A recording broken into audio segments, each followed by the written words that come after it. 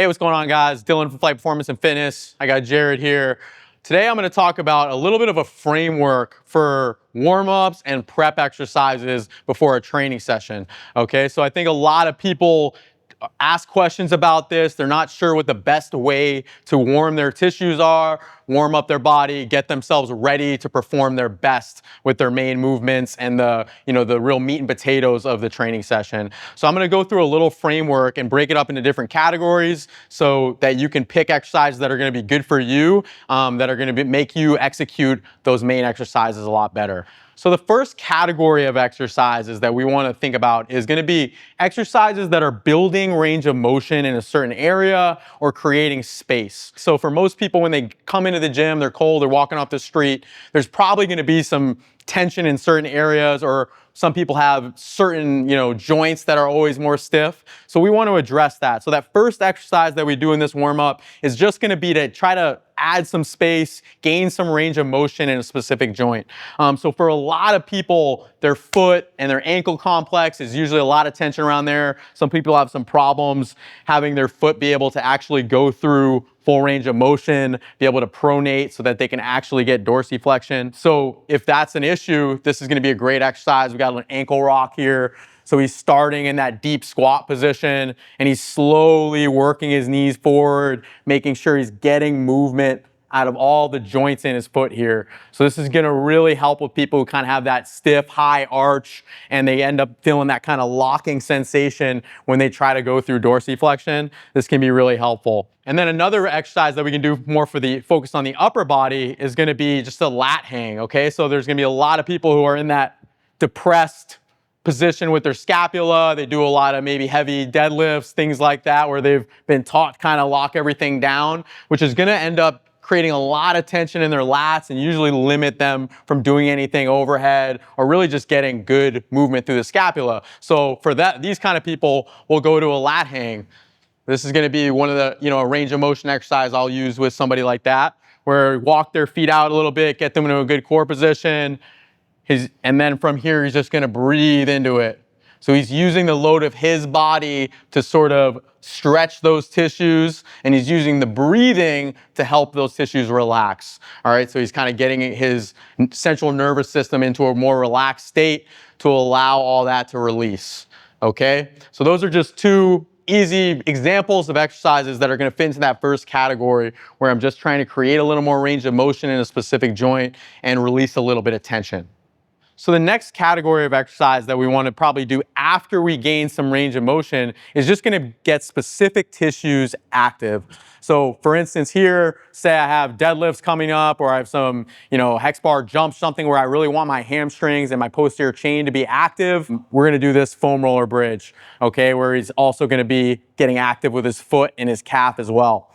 I'm just going to have him press basically, front half of the foot into the foam roller, into the top of the foam roller. From that position, I'm having to bring his heels off the ground as far as he can. So he's really only being active through that top of the foam roller.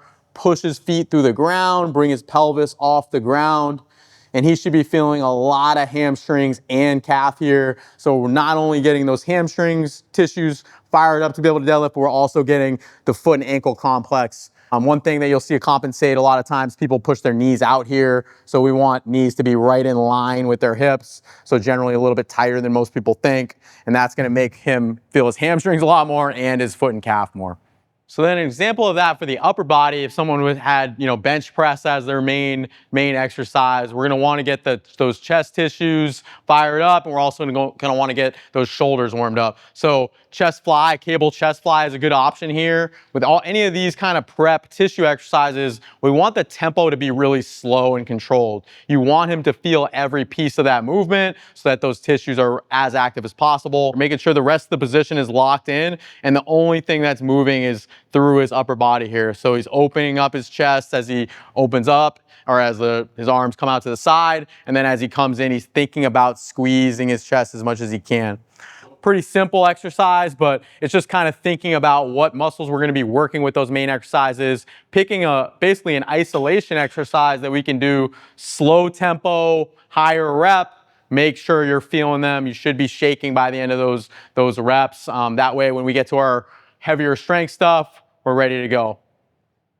So the next category of exercise, after we've done our tissue prep, we've got those muscles fired up, we're gonna do an exercise or a drill that's more specific to the main exercise that the person's gonna work in the day. So say Jared's, meat and potatoes exercise, the exercise that he's trying to get the most output out of is gonna be a squat. Then what I can do is just a goblet squat and just do it really slow tempo. So basically you're taking a lighter, easier version of the main exercise you're gonna do, and you're just doing it slow and light to make sure he can feel all the things that we want out of the exercise. So you're working on little details with this. So I'm thinking about having Jared think about his feet, rooting his feet, keeping his core position, owning it, and then the target musculature is basically going to be quads, right? So we want him to feel those muscles throughout the movement. But this is nice because obviously it's good to have the muscles fired up, but we also want to drill the actual movement pattern, all right? So I want him to have that, what a good squat feels like in his brain, so that when we go to something that's heavier loaded, like a back squat or safety bar squat or something like that,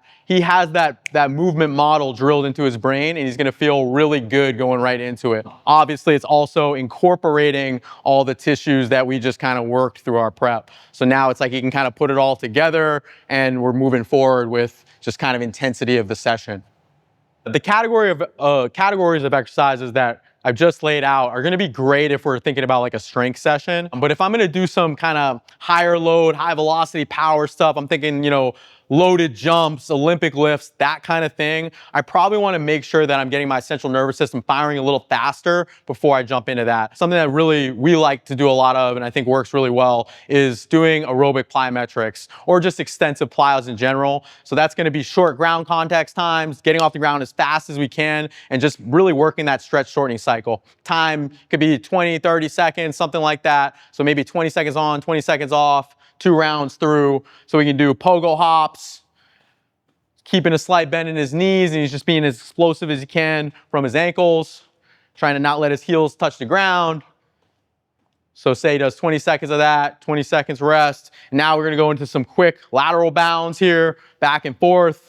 So just trying to be springy as fast as he can off the ground. So this is great for a lot of reasons. So obviously the stretch shortening cycle, kind of what we talked about, getting the nervous system ready to fire things fast. But the other thing is also just getting his core temperature up. So I want to make sure that my client or athlete has a little bit of a sweat before they jump into their most intense thing. I don't want to be cold in those positions. That's where the risk of injury is going to be raised. Imagine we're going to do some higher velocity sprinting, which would kind of be, on the same level as the high load, high velocity power stuff where it's very intense. I'm going to want to prep him for that kind of speed. We can do skip variations. So A skips, B skips, high knees, dribbles, skipping variations. That's the kind of stuff we're going to want to do right before we jump into our heavy power stuff. And that's going to prep you from all those aspects.